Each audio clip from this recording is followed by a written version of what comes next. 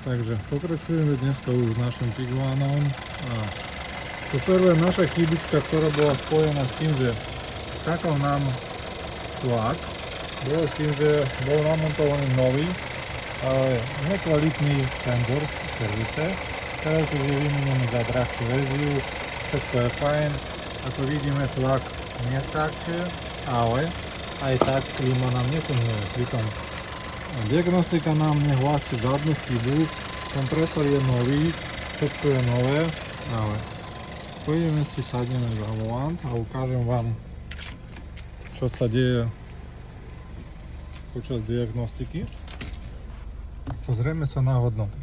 Dôležité pozerať na zaťaženie klimakompresora, konkrétnu spotrebu prúdu a to, čo požaduje náš klimakompresor, teplotu výfuku našho výparníka a tlak v systéme.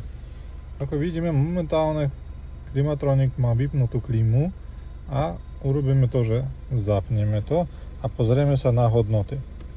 Zapíname, klíma začína fungovať, zvýši sa tlak, začína klesať teplota. Začína klesať, začína fungovať náš klima, ale chvíľičku počkáme a hneď vidíme, že začínajú normálne chaoticky skákať naše hodnoty. Teplota už neponižuje sa tak, ako by mala. Pritom momentálne OK, to ešte robí, plus minus, ale v tomto momente to ešte ide ako má. 10 stupňov, 11, ale vidíme, že už teraz začal klesať nám tlak. Začal robiť takéto veci spotreba prúdu a už teplota ide hore a už naša klíma nefunguje. Pritom nie je žiadna chyba podľa diagnostiky. Vidíme, že náš Klimatronic vyžaduje tieto ampery, vidíme, čo vie odmerať a vidíme, že napríklad už záťaž našho klimakompresora je celkom statická, ale spotreba proste skače a nevieme ani pochopiť, čo sa s tým deje.